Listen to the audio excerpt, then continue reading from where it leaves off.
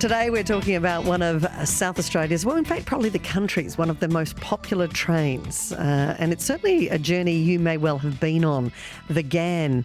It's part of Australian legend now, and today is 100 years ago since the Ghan was named. Now, we have three statements for you around that. The first statement is: the train was named the Ghan as a mark of recognition of the Afghan cameleers who had provided the transport in the outback before the coming of the railways. Is that statement true or a lie? Statement two: when a sleeping car was provided, the railway workers at Ghan gathered round to see who was aboard. There was a solitary Afghan, and one of the railway workers commented, "Struth, if that's all that is travelling, we'll have to call it the Afghan Express." And statement three: for over 40 years, the name of the train was not officially recognised. In timetables and official documents, it was variously referred to as the slow mixed, the limited mixed, number 569 northbound, and the fast mixed. Which of those statements is the lie? How well do you know it? Well, I tell you what, there are several people on our text line who are suggesting that it's statement one. That is the lie. Let's find out from our expert in this area. He's a rail historian and, in fact, has written a book on this topic. His name is John Wilson. John, good afternoon. Good afternoon, Sonya. Have they correctly guessed the lie amongst our three statements? They were spot on. So the statement was: the train was named the Ghan as a mark of recognition of the Afghan cameleers who had provided the transport in the outback before the coming of the railways. So if that's a lie, where did that story come from? Well, Sonya, I'd like to take you through a timeline very slowly, but it shouldn't take long. The railway to Udnadatta was built by South Australia and opened in 1891. And the train used to be a fortnightly train. It was just called the Udnadatta train, or occasionally the Udnadatta Express, which would have been the slowest express on the face of the earth, I think. It took 3 days to get there because they stopped at Ghan and at Maori, where the passengers stayed overnight. Now, in 1911, the railway was transferred to the Commonwealth, but the South Australian Railways continued to operate it. Back in 1923, on the 30th of August, which is exactly 100 years ago, they put a sleeping car on, which reduced the journey to 2 days. And the railway workers at Ghan stood around, curious as to who was going to travel on this new sleeping car express. And there was a solitary Afghan who turned up. And one of the workers said, "Struth, we'll have to call it the Afghan Express." Which, of course, was our statement too. And a couple of people thought that was the lie. But, in fact, that is the real origin of the name of the Ghan. That's right. Now, in 1926, the Commonwealth took it over and used their own carriages and locomotives. In 1929, on the 6th of August, the railway was opened to Alice Springs and the first train steamed into Alice Springs, but there was no ceremony. There was no statement. Now, in 1924, there was a report in the Register, and I'll read it out. The Udnadatta train comes in, named in ribald fashion the Afghan Express, and to justify this, an old chap swarthy and dressed in turban, jacket, and voluminous fine print trousers tucked into his boots buys a ticket and climbs upon the train. Now, the first reference to the Ghan, and I think it's generally recognised that the Ghan is a contraction of the Afghan, was in 1932, where it says the train, once known as the Ghan because it was largely patronised by Afghans going to the railhead at Udnadatta. Now, during the early 30s, there were more of these reports referring to the Ghan, and particularly with reference to Udnadatta.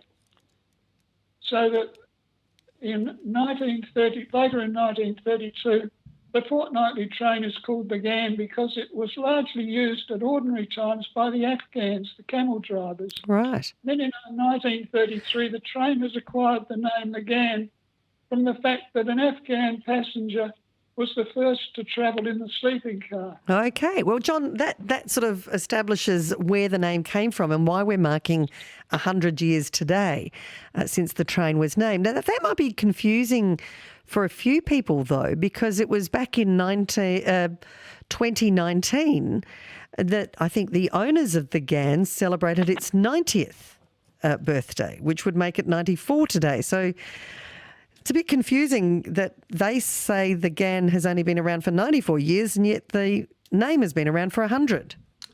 Well, we know what happened there. In the early 1960s, the Commonwealth Railways decided to put out a publicity brochure promoting the train.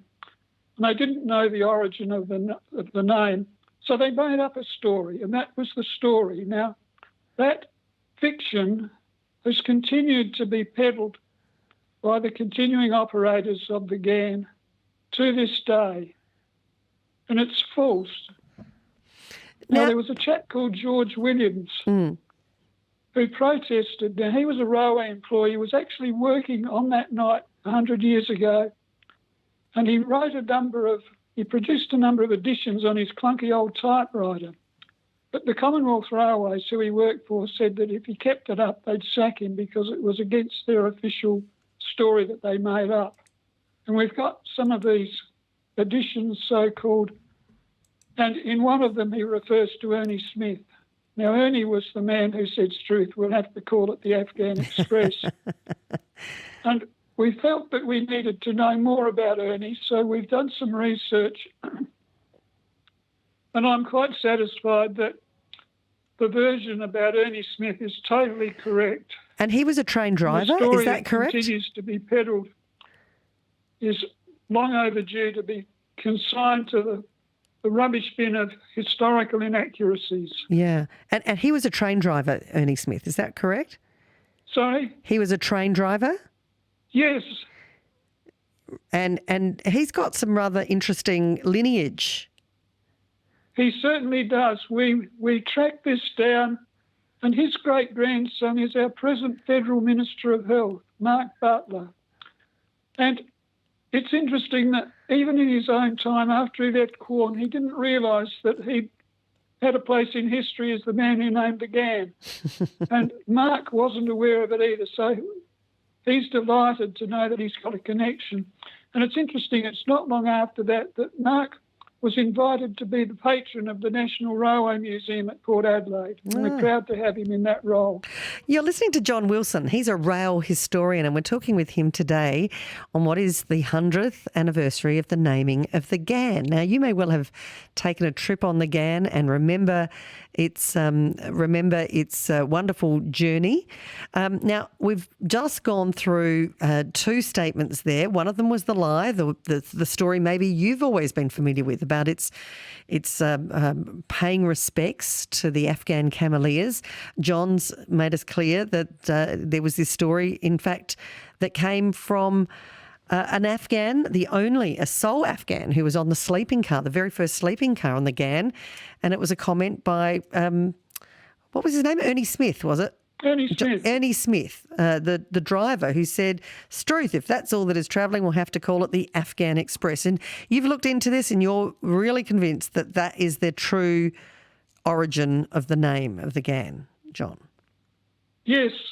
What did they then... We have our final statement today, which was that for over 40 years, the name of the train was not officially recognised, but it was recognised in official documents as other names. Can you go through some of those names? Yes, well, in 1929 it was a limited mixed. In 1930 it was a Quorn-Stewart passenger service. In 1936 it was the mixed train with sleeping car and dining car accommodation. 1936 it was the mixed number 1 northbound, and then in 1943 it was number 569 northbound. And so it goes on. And eventually it was the fast mixed. And what year did we start calling it the Ghan? Well, the Ghan was the nickname which all the railway workers and the people who lived up the track and travelled on it called it. Yeah.